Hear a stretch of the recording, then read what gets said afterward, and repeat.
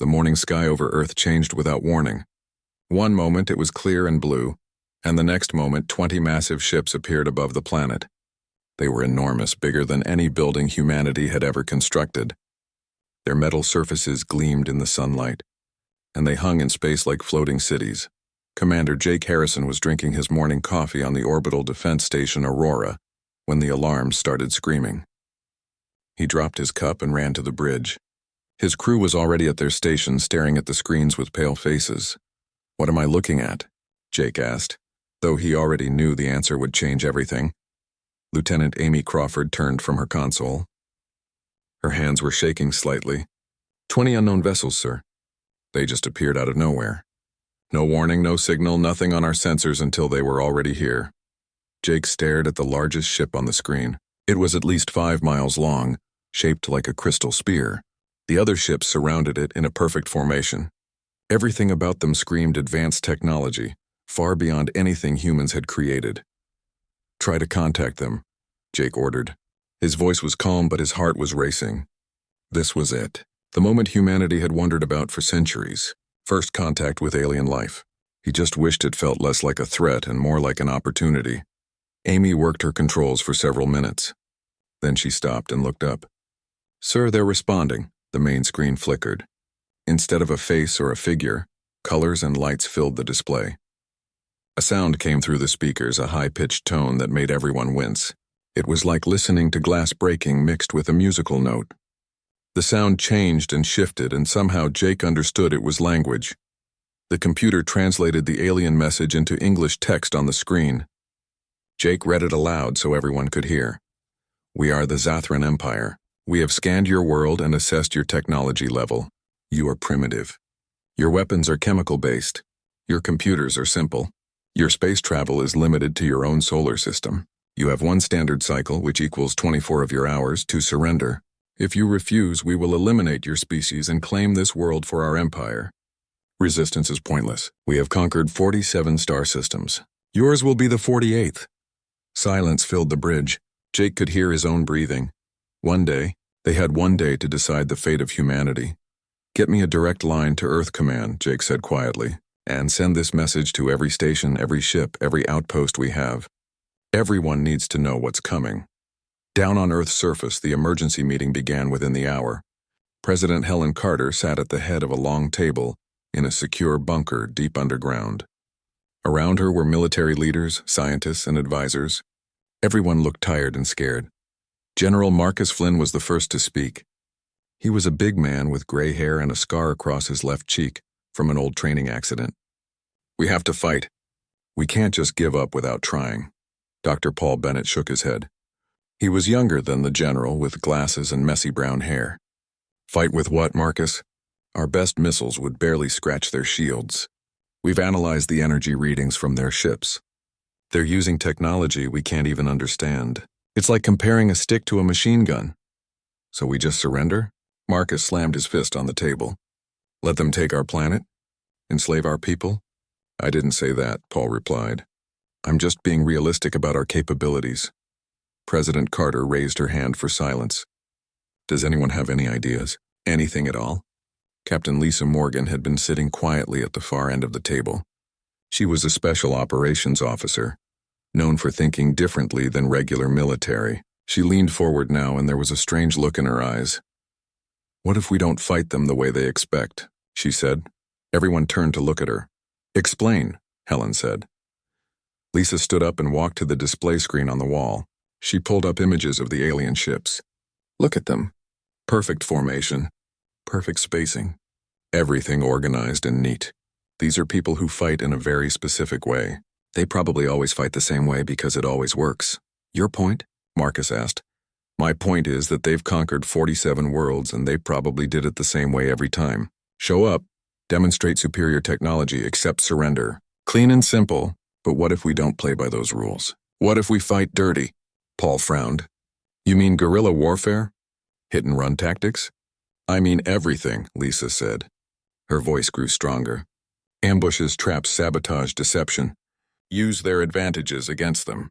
They think we're primitive? Good. Let them think that. Let them underestimate us. That's a weapon too." Marcus was nodding now. Urban warfare. They can't use their big ships in cities without destroying what they came to take. They'll have to send troops on the ground. And when they do, Lisa continued, we don't line up and trade shots with them. We hide, we adapt, we make them fight on our terms in our world using our rules. Helen looked around the table. Can it work? Maybe, Paul admitted. They have better technology, but technology has weaknesses. The more complex something is, the more ways it can break or be fooled. And they've never fought humans before. They don't know how we think. How we think, Marcus repeated slowly. That's our advantage. They're logical. They're organized. But we're creative. We're unpredictable. Helen made her decision. We fight. Not to win in one battle, but to make them pay for every inch of our world. Make it so costly that victory isn't worth it. Can we do that? Lisa smiled. It wasn't a happy smile, but it was determined. We can try. And trying is what humans do best. The meeting continued for hours. Plans were made. Orders were sent. Across the planet, military forces prepared for a battle they knew they couldn't win in any conventional way. But as Captain Lisa Morgan had suggested, they weren't going to fight conventionally. In orbit, Jake Harrison watched the alien ships with growing determination. He had heard the plan from Earth Command. It was crazy. It probably wouldn't work. But it was better than giving up. Amy, he said to his communications officer, send a message to the Zathran. What should it say, sir? Jake thought for a moment. Then he smiled. Tell them we reject their ultimatum. Tell them Earth is not for sale, not for taking, not for conquering. If they want our world, they'll have to fight for every single piece of it. Amy's fingers flew over her controls. A moment later, she nodded. Message sent, sir. Good, Jake said. He looked at his crew. Young faces, scared faces, but determined faces too. Now we wait and see what they do. Whatever happens, remember this. We're human. We don't give up. We don't surrender. And we sure as hell don't make it easy for anyone who threatens our home. The alien ships hung in space, silent and threatening. Somewhere inside them, the Zathran were receiving humanity's answer. Soon they would respond. Soon the war would begin. But in that moment, humanity stood united for the first time in its history, not because they thought they could win, but because they refused to lose without fighting. That refusal, that stubborn determination would prove to be more powerful than any weapon the Zathran had ever faced. The Zathran arrived in force at dawn. Their landing ships descended on every major city across Earth like falling stars. They were smaller than the main vessels in orbit, but still impressive. Each one carried 100 soldiers and touched down in open spaces like parks, plazas, and sports fields. In New York, the first landing ship settled in Central Park. The side opened with a hiss of air, and the Zathran shock troops marched out in perfect formation. They were tall, these aliens, at least 7 feet high. Their bodies looked like they were made of crystal, reflecting light in strange colors. They moved stiffly, precisely like machines programmed for war. Each soldier carried a weapon that hummed with energy. They wore no armor because they didn't need it. A shield of energy surrounded each one, invisible but powerful enough to stop any human weapon. Or so they believed. Sergeant Danny Price watched from a subway entrance 3 blocks away. He had 20 soldiers with him, all volunteers. They wore regular clothes, not uniforms. They carried backpacks that looked innocent but were filled with homemade explosives. Count them, Danny whispered to Corporal Nina Hayes beside him. Nina looked through binoculars. 100 exactly, moving in formation toward Fifth Avenue. They're not even trying to take cover. Why would they? Danny said quietly. They think they've already won. The plan was simple.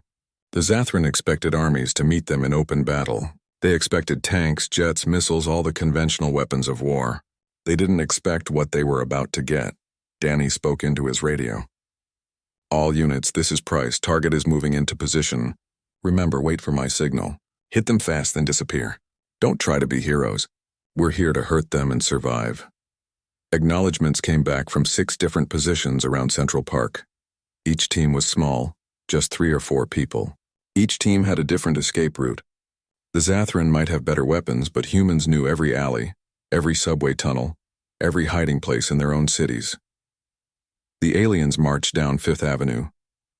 People scattered in front of them, running into buildings. The Zathran didn't chase. They just kept walking, their weapons ready but not firing. They wanted to intimidate, to show their power. Danny waited until they passed the intersection he had chosen.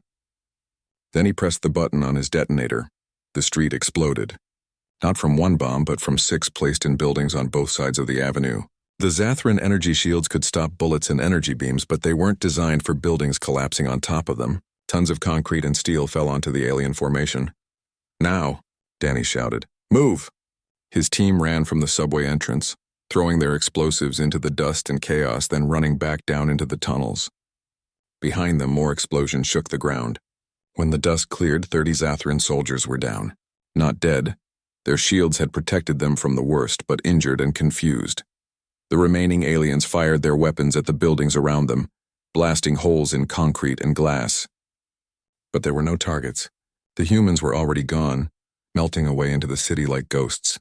Similar attacks happened in every major city. In London, soldiers collapsed a bridge on a Zathran patrol. In Tokyo, fighters used the subway system to attack from below. In Moscow, teams set buildings on fire and ambushed the aliens who came to investigate. The Zathran had superior technology, but they had never fought an enemy like this. They were used to open battle, ship against ship, army against army. Urban warfare was alien to them in every sense of the word. In orbit, Commander Jake Harrison coordinated with resistance cells across the planet. His station wasn't built for combat, but it had the best communication systems humanity possessed. He became the central hub for the resistance. "Sir, we're getting reports from every continent," Amy Crawford said. She sounded excited despite the danger. "The ground teams are actually hurting them. Not much, but they're causing casualties." Jake studied the tactical display. Red dots showed Zathran positions. Blue dots showed active resistance cells. The red dots weren't advancing anymore. They had stopped, regrouping and reassessing. "They're confused," Jake said. "They expected us to fight like they do. Line up, trade shots, lose because their weapons are better. But we're not doing that." Lieutenant Greg Palmer, the station's engineer, joined them at the console. He was a thin man with nervous energy and brilliant ideas. "I've been thinking, sir. If they're confused on the ground, maybe we can confuse them up here too." "Explain," Jake said. Greg pulled up a display showing everything in orbit around Earth. Satellites, old space stations, defunct equipment, and thousands of pieces of debris from decades of space exploration. "It's all junk to us. But it's also ammunition if you think about it, right? Everything in orbit is moving at tremendous speed. If we could guide some of these pieces into their ships, their shields would stop it," Amy said. "Maybe," Greg admitted. "But shields have to let some things through or the ship couldn't see or scan or communicate. And shields take energy. What if we hit them with so much junk that their shields drain their power? Or what if some piece gets through?" Jake thought about it. It was crazy. But so was everything else they were doing. "Do it, set up targeting solutions. We'll start small and see what happens." Back on Earth, Captain Lisa Morgan was leading her own mission. She had a team of 12, all special operations trained. Their target was a Zathran communication hub that had been set up in Chicago. The hub was in what used to be Millennium Park. The aliens had cleared away the famous bean sculpture and built a tower of their crystalline technology. It pulsed with light and hummed with energy. Guards surrounded it, 20 Zathran soldiers with their weapons ready. Lisa studied it through binoculars from the top of a nearby building. Kevin Ross, her demolitions expert, crouched beside her. He was a big man with steady hands and a love for things that went boom. "How close do we need to get?" Lisa asked. "Right next to it," Kevin said. "Their technology is advanced, which means it's sensitive. A big enough explosion in the right place and the whole thing comes down. Their shields will stop explosives." Kevin smiled. "Their shields stop things moving fast. Bullets, missiles, shrapnel. But they let slow things through. They have to, or air couldn't reach them. So we don't throw the explosives. We carry them." Lisa looked at him. "You mean walk right up to them?" "Why not? They can't shoot us if we're not attacking. And by the time they figure out what we're doing, it'll be too late." It was insane. It was also the kind of thinking that was keeping humanity in the fight. The Zathran had all the advantages except one. They couldn't think like humans. The mission was set for midnight. Lisa's team split into 3 groups.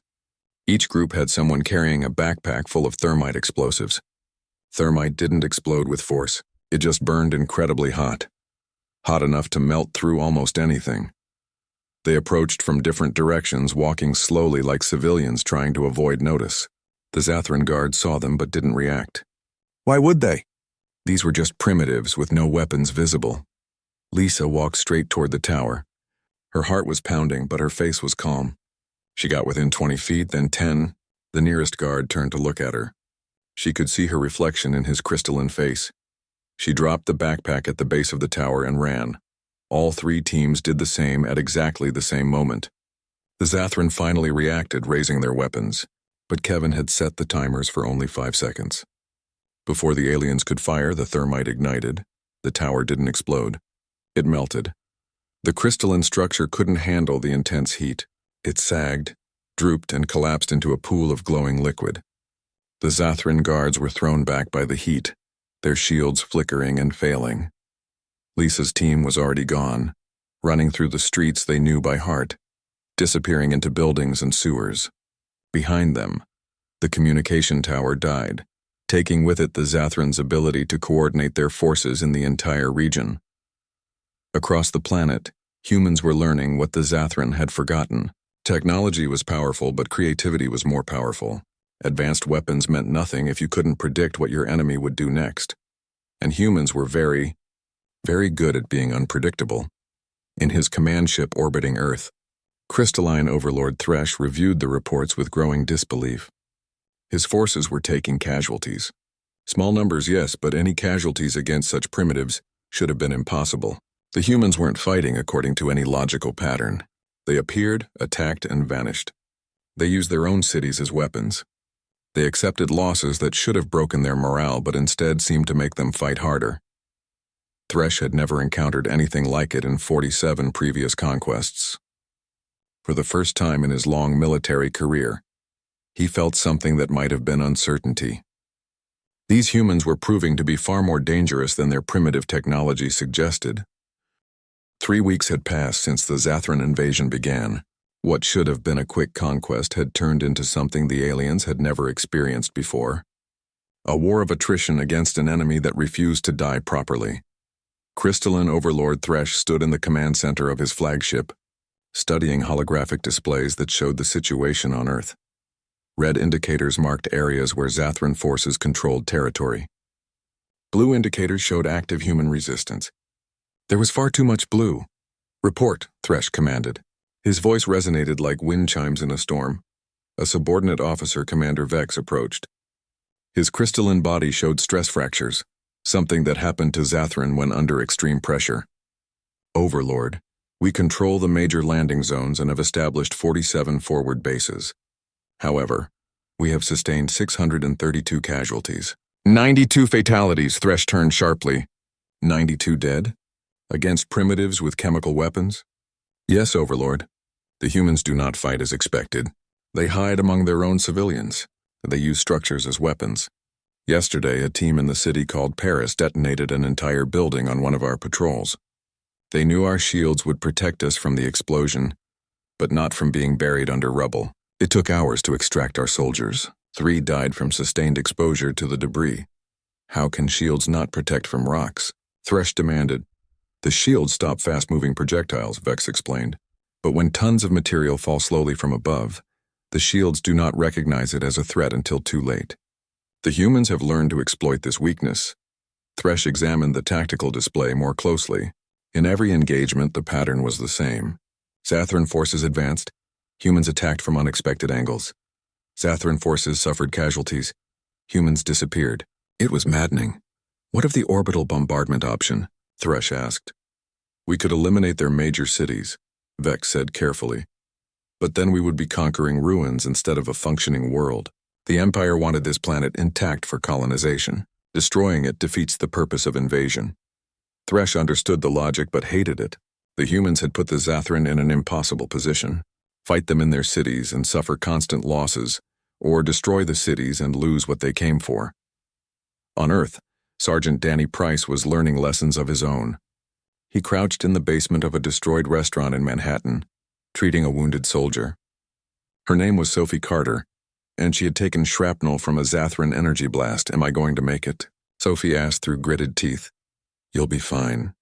Danny lied smoothly while wrapping her leg. The truth was she needed a hospital, but hospitals were under Zathran control. She'd have to heal here.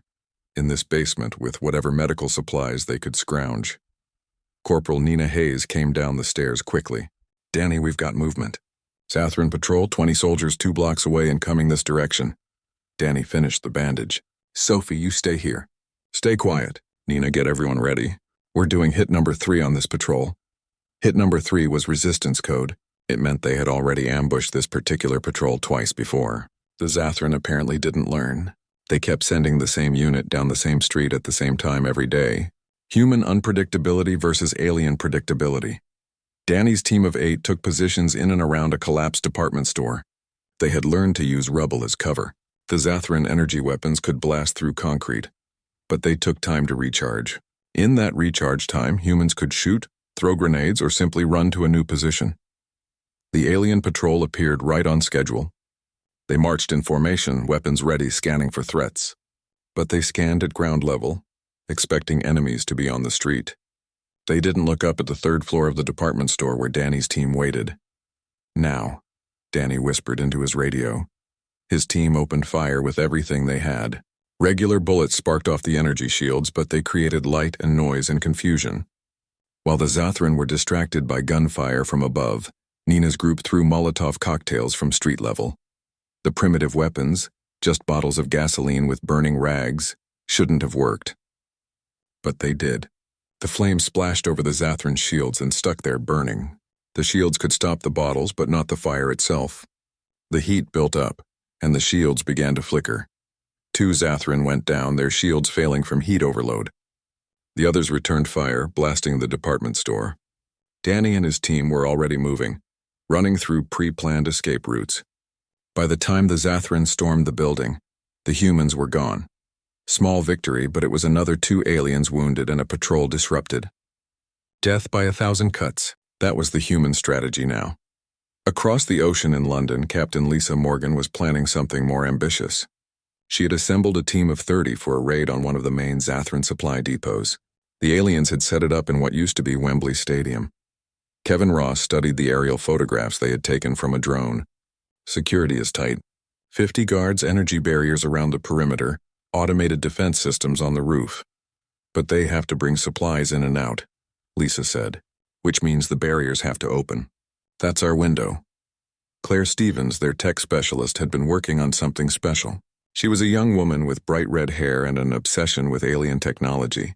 She held up a small device that looked like a modified garage door opener. "I've been studying captured Zathran equipment," Claire explained. "Their systems run on quantum frequency patterns. Very advanced, very secure, but also very standardized. Every barrier generator uses the same basic frequency. I've built a disruptor. It should scramble their barriers for about 30 seconds. 30 seconds, Kevin repeated. Not much time. It's enough if we move fast, Lisa said. We go in with trucks, load up whatever we can carry, and get out before they realize what happened. It was a crazy plan, but crazy was working. The operation was set for the next night when a supply convoy was scheduled to arrive. Lisa's team would blend in with the convoy, use Claire's disruptor to shut down the barriers, and raid the depot before the Zathran could respond. Everything went wrong almost immediately. The disruptor worked perfectly, scrambling the barriers. But there were more guards than expected, at least 100. The trucks got inside, but the humans found themselves in a firefight they couldn't win. Lisa made the hard choice. Grab what you can and fall back. Move, move, move! Her team loaded whatever supplies were closest, mostly Zathran energy cells and medical equipment. Then they ran for the trucks. The aliens were organized now, forming defensive lines and laying down heavy fire. Kevin Ross stayed behind with a demolition charge. Go, he shouted. I'll give you a distraction. Kevin, no! Lisa screamed, but he was already running toward the main supply stacks. The explosion was massive. Kevin had used every bit of explosive he had, and it caught a stockpile of Zathran energy cells. The resulting detonation lit up the London sky like a second sun. The entire depot went up in a chain reaction that could be seen for miles. Lisa's trucks barely made it out before the shockwave hit. They raced through empty streets, Zathran pursuit ships following but unable to keep up with vehicles that knew every shortcut and alley. They lost Kevin and 3 others, but they also destroyed a major Zathran supply depot and captured enough alien equipment to study for months. In the cold mathematics of war, it was a victory. To Lisa, crying in the back of a speeding truck, it felt like defeat. In orbit, Commander Jake Harrison was coordinating his own attack. Lieutenant Greg Palmer had finished his calculations. They were going to weaponize space junk. We've identified 47 pieces of debris that can be guided into the Zathran fleet, Greg explained. Old satellites, defunct boosters, even some pieces from the International Space Station that was decommissioned years ago. We'll use our positioning thrusters to nudge them into collision courses. Will their shields stop it? Amy Crawford asked. Probably, Greg admitted. But shields take energy. Every impact drains their power systems a little bit. And we have thousands of pieces of junk up here. We can keep hitting them for weeks. Jake approved the plan. Over the next 3 days, they turned Earth's orbit into a shooting gallery. Piece after piece of debris slammed into the Zathran ships. Most were stopped by shields, but some got through, leaving dents and scars. More importantly, the constant bombardment forced the aliens to keep their shields at full power, draining their energy reserves. The Zathran tried to destroy the debris with their weapons, but that just created more small pieces, more targets. They tried to move their ships, but Jake's team adjusted the trajectories. They were trapped in orbit under constant attack from garbage. It was undignified. It was primitive. It was working. Back on the ground, Dr. Paul Bennett and his team of scientists had captured several pieces of Zathran equipment. They worked in a secret laboratory hidden in an old mine shaft, taking apart alien technology piece by piece. It's beautiful, Paul said, examining a Zathran computer core through a magnifying lens. Quantum computing at a level we won't reach for decades, but it's also rigid. Everything follows precise patterns.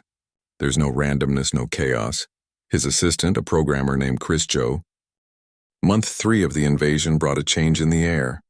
Not victory, not yet, but something humans hadn't felt in a long time. Hope. Crystalline Overlord Thresh convened an emergency meeting with his command staff aboard the flagship. Every officer present showed visible signs of stress fractures in their crystalline bodies. The war was taking its toll on Zathran morale in ways they had never experienced. Give me an honest assessment, Thresh demanded. No diplomatic language. The truth. Commander Vex stepped forward, his body reflecting the lights of the war room in fractured patterns. Overlord, we are in stalemate. We control approximately 40% of Earth's surface, primarily rural areas and oceans. The humans hold all major urban centers. Our casualties now exceed 2,000. We have lost 16 ships to orbital debris attacks and suffered damage to 42 others. Supply lines are disrupted. Morale is declining. Another officer, Commander Zal, added her report. The humans fight without honor or logic. They use their own civilians as shields. They place weapons in schools, hospitals, religious buildings. When we target these locations, they broadcast images to their global communication network and call us monsters. They are winning the propaganda battle. Propaganda means nothing against superior firepower, Thresh said, but his voice lacked conviction. Does it not? Sal challenged carefully. 3 of our ships have requested transfer away from Earth. The crews fear the humans. Not their weapons, but their unpredictability. Yesterday, humans in the city called Mumbai sent one of our patrols a delivery of food. When our soldiers ate it, they became ill. The food was not poisoned enough to kill, only to sicken. It was a message. The humans were saying they could kill us anytime they chose, but were showing mercy. Our soldiers do not know how to respond to an enemy that shows both brutality and mercy in the same day. Thresh felt something he had never experienced in centuries of military service doubt. What do you recommend? Vex and Zal exchanged glances. Finally, Vex spoke. We have 3 options. First, total orbital bombardment. Destroy the major cities and break their resistance. Second, commit more resources. Request the main fleet from the Empire. Third, he paused. Say it, Thresh ordered. Third, we withdraw. Declare Earth too costly to conquer and add it to the exclusion list. Silence filled the command center. The exclusion list was short. Only 3 worlds in the entire history of the Zathran Empire had proven too difficult to conquer. Adding a 4th, especially one as primitive as Earth, would be humiliating beyond measure. On Earth, Commander Jake Harrison was about to change the equation entirely.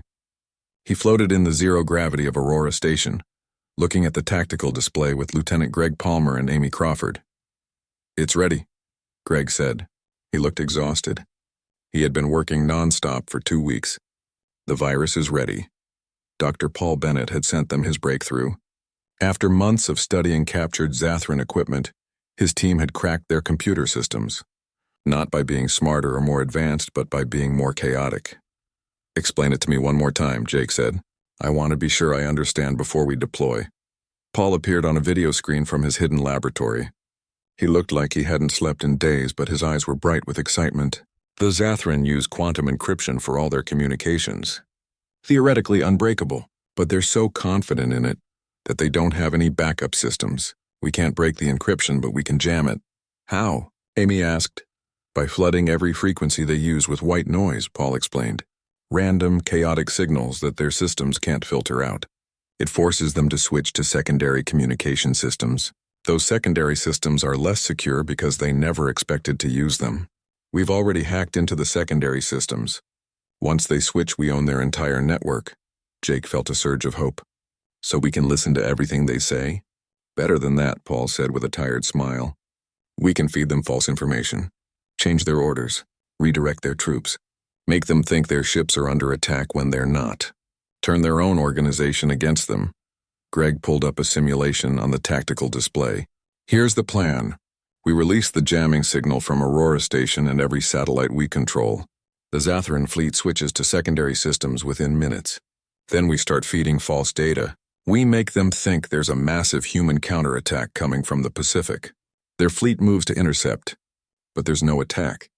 While they're out of position, we hit their real positions on the ground with coordinated strikes." "It's devious," Amy said. "They'll never expect it because it requires lying on a massive scale. From what we've learned, the Zathran don't really understand deception as a military strategy." "They're about to get a crash course," Jake said. "Paul, how soon can we deploy?" "Give me 6 hours to upload the virus to all our satellites," Paul replied. "Then we're ready on your signal." While the technical preparations proceeded in orbit, Captain Lisa Morgan was leading a different kind of preparation on the ground. She had called together representatives from every major resistance cell in what remained of the free world. They met in the ruins of the Sydney Opera House, because the Zathran had long since stopped monitoring that area after humans collapsed part of the structure on a patrol. 50 leaders sat in the damaged concert hall. Danny Price from New York, Sophie Carter, who had recovered from her injuries and now led the Manhattan cell, officers from London, Beijing, Moscow, Cairo, and dozens of other cities. All of them exhausted, many injured, but none defeated. "We've been fighting defense for 3 months, Lisa said, standing on what remained of the stage. "Ambushes, sabotage, hit and run. It's kept us alive, but it hasn't driven them off. That's about to change." She pulled up a holographic display that Claire Stevens had rigged from captured Zathran technology. It showed a map of the world with markers for every known Zathran position. "In 6 hours, our orbital teams are launching a cyber attack that will blind and confuse the Zathran fleet. When that happens, we hit every ground position simultaneously. Not small raids. Full assaults. We've been gathering weapons, making plans, preparing for this moment. It's time to show them that we're not just survivors. We're warriors." Danny Price stood up. "My people are ready. We've been mapping the Zathran command center in Manhattan for weeks. When the signal comes, we'll take it." Others voiced similar commitments. The mood in the opera house shifted from grim determination to something fiercer. Anticipation. Lisa looked at all of them. These tired, battered fighters who had kept humanity alive through sheer stubbornness. "This is it. This is where we find out if we can actually win or just delay the inevitable. Every one of you has lost people. I've lost people. We're all tired, we're all scared. But we're also still here, still fighting. That has to count for something." 6 hours later, the attack began. Jake gave the order from Aurora Station. "Release the virus. All satellites full spectrum jamming. Let's light them up." Across Earth's orbit, every satellite humanity controlled began broadcasting white noise on every frequency the Zathran used. The effect was immediate. Alien communications went dark. Ships that had been moving in perfect formation suddenly drifted, unable to coordinate. On the ground, Zathran patrols stopped receiving orders. Paul and his team immediately began feeding false information through the compromised secondary systems. A phantom human fleet was detected approaching from the Pacific. Urgent orders went to the Zathran ships to intercept. The alien vessels moved to face a threat that didn't exist. That was the signal for the ground assault. In cities across the globe, Human resistance fighters emerged from hiding, not in small groups but in armies. Thousands of fighters who had been pretending to be defeated civilians suddenly armed themselves and attacked. In Manhattan, Danny Price led 300 fighters toward the Zathran Command Center. They came from sewers, from buildings, from subway tunnels. The aliens had controlled that area for 3 months, but they had never truly controlled it. They had just been allowed to think they did. The battle was fierce. Zathran energy weapons cut down human fighters, but there were too many targets. For every person who fell, 2 more took their place. And the humans had learned the aliens' weaknesses. They used smoke to blind sensors. They attacked from multiple directions simultaneously. They targeted the shield generators with concentrated fire. The command center fell in 40 minutes. Danny stood in the middle of the alien facility, breathing hard, surrounded by his people. They had paid a terrible price. 60 fighters dead, twice that many wounded. But they had won. Similar scenes played out worldwide. Not every attack succeeded. The Zathran were still powerful, still dangerous. But for the first time they were losing ground instead of gaining it. For the first time they were afraid. In orbit, Jake watched the tactical display with amazement. Blue indicators were advancing everywhere. Red indicators were retreating or going dark. "We're actually doing it," Amy whispered. "We're pushing them back." "Don't celebrate yet," Jake warned. "They still have the firepower to destroy us. They just have to get organized again." But getting organized was harder than the Zathran expected. Every time they tried to coordinate a response, the false orders confused them. Ships moved to wrong positions. The war entered its 4th month with humanity holding an advantage nobody had thought possible. The Zathran Empire, conquerors of 47 worlds, was losing to a species that still used chemical rockets and couldn't travel faster than light. President Helen Carter called an emergency session with her military advisors. The meeting took place in the rebuilt Situation Room, now equipped with captured Zathran technology that Claire Stevens and her team had reverse-engineered. "What's our status?" Helen asked. General Marcus Flynn looked healthier than he had in months. Victory suited him. "We've retaken 60% of our major cities. Zathran forces are consolidated in defensive positions. They're no longer trying to advance. They're just trying to hold what they have." "Casualties?" Helen's voice was somber. "Heavy," Marcus admitted. "We've lost nearly 50,000 fighters. Civilian casualties are in the hundreds of thousands. But we're winning. Actually winning." Dr. Paul Bennett joined via video link. Behind him, banks of computers analyzed Zathran data. "The aliens are confused. We've been monitoring their communications since we hacked their systems. They can't understand how we're defeating them. They keep running probability calculations that show they should have won weeks ago. Mathematics doesn't account for human stubbornness," Helen said. "What about their fleet? Are they preparing to bombard us from orbit?" Captain Lisa Morgan, who had been promoted to major for her actions during the counterattack, spoke up. "We don't think so. If they were going to destroy the planet, they would have done it already. They want Earth intact. That's their weakness." Jake Harrison appeared on another screen from Aurora Station. "We have a new plan. It's crazy, but everything we've done has been crazy." "Paul, want to explain?" Paul's image shifted to show a complex diagram. "We've been studying human culture and Zathran psychology. The aliens think in very ordered, logical patterns. They have art, but it's mathematical. They have music, but it's based on perfect harmonics. Their entire civilization is built on order and predictability." "So?" Marcus asked. "So we hit them with chaos," Paul said with a grin. "We broadcast everything that makes humanity human. Jazz music, abstract art, comedy shows, action movies, viral videos, memes, poetry, rock and roll, opera, hip-hop, everything. We flood their communication channels with human culture. All of it at once," Helen frowned. "How does that help us?" Lisa understood immediately. "It's psychological warfare. We've been fighting them physically for months. Now we attack their minds, show them that humans don't think like they do, that we're unpredictable in ways they can't understand or counter." "Exactly," Paul said. "We've already tested it on a small scale with captured Zathran soldiers. When we exposed them to human entertainment, their stress levels went through the roof. They couldn't process it. Some of them actually shut down, went into a kind of crystalline hibernation to escape the sensory overload." Jake added his support. "We can broadcast from Aurora Station and every satellite. We'll beam human culture directly at their fleet. Not just communication channels, but their sensor arrays, their scanning systems, everything. Make it impossible for them to filter out. And while they're dealing with that, Lisa said, we hit their ground positions with everything we have. Final push. Drive them off Earth completely. Helen looked around at her advisors. They were proposing to weaponize human culture. It was absurd. It was also perfectly in line with everything else that had worked. Do it, she ordered. Prepare the broadcast and coordinate with all resistance cells. When we strike everywhere at once. The preparation took 2 days. Paul and his team compiled thousands of hours of human cultural content. Music from every genre and era. Films from silent pictures to modern blockbusters. Literature, poetry, comedy, tragedy.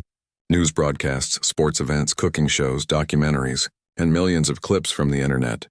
It's beautiful chaos, Paul said, reviewing the compilation. There's no pattern, no logic, no predictability. It's everything that humans are and Zathran aren't. Chris Joe, his assistant, was finalizing the broadcast protocols. We're using their own technology against them. Their sensors are designed to detect and analyze everything. They can't just turn them off without going blind. So they'll be forced to process all of this data. On the flagship, Crystalline Overlord Thresh was making his own preparations. He had requested reinforcements from the Empire, but they would take months to arrive. He had considered orbital bombardment, but that would mean admitting failure. The Empire wanted Earth intact, not destroyed. He stood before the Council of Commanders, all of them showing severe stress fractures from the prolonged conflict. We must adapt, Thresh said. The humans fight in ways we do not understand, but we can learn. We will disperse our forces, stop using predictable patterns, introduce random elements into our tactics. Commander Vex looked doubtful. Overlord, we are not trained for randomness. Our strength has always been in order and coordination. Then we must develop new strengths, Thresh insisted, but even as he said it, he felt uncertain. Could the Zathran change their fundamental nature? Could they learn to be chaotic? The answer came sooner than expected. The human broadcast began at dawn Earth time. Every Zathran ship, every communication device, every sensor array suddenly filled with human culture. Music blasted from speakers. Images flooded display screens. Data streams carried poems, jokes, movie plots, and recipes for pasta. In the command center of the flagship, Thresh watched in horror as his orderly systems descended into madness. One screen showed a human throwing a pie into another human's face, a concept the Zathran mind found deeply disturbing. Another screen played what humans called rock music, discordant sounds that seemed to have no mathematical basis. A third displayed rapidly changing images, memes as humans called them, that made no logical sense. Zathran officers tried to shut down the systems, but the broadcast was too powerful, too widespread. It was in every frequency, every channel, every bandwidth. There was no escape from the chaos of human thought. Commander Zal, already weakened by stress, collapsed. Her crystalline body simply couldn't process the sensory overload. She wasn't the only one. Across the fleet, Zathran crew members shut down, entering hibernation as their only defense against the incomprehensible assault on their ordered minds. On the ground, Zathran soldiers fared even worse.